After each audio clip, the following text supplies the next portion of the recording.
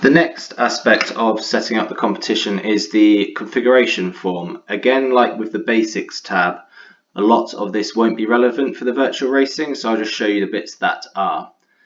If we start with the athlete eligibility, so this is just the people that will be allowed to enter the competition if you're doing individual entries.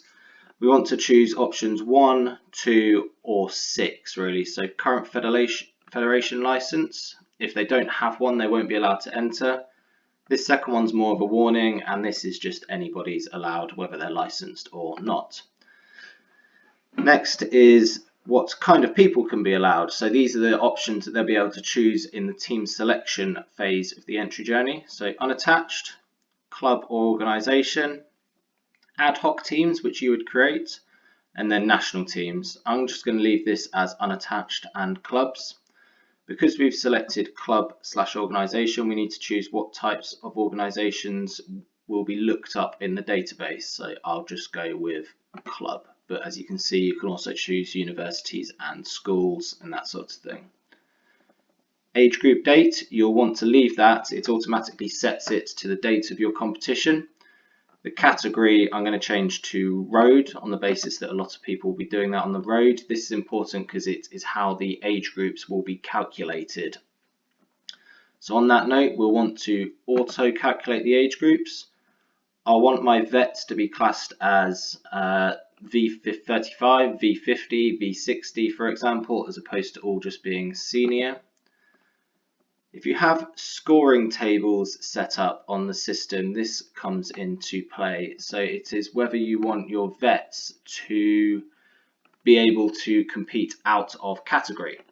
So for example, if you want them to be able to down age, so if there's a V35 who would get in the senior team or a teenager who would get in the senior team, you could click that. Then the option below it is if you want that V35 to then count in the senior team in individual rankings as well as team rankings. So let's go with yes. We'll categorize under 23s as under 23s, under 20s as under 20s. This filter vets events. This is related to the setup of your events.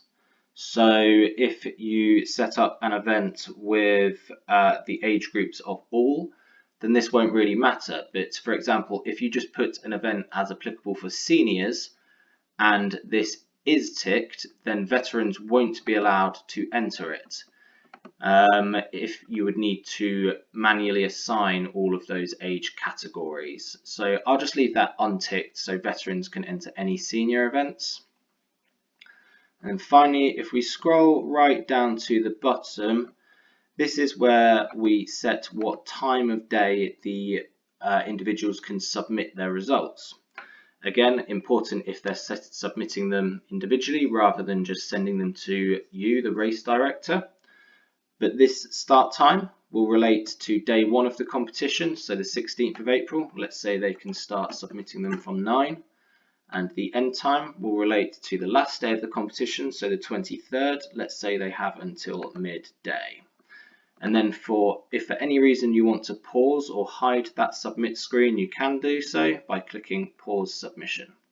When you've done making any changes to this screen, ensure that you click save at the bottom. There we go.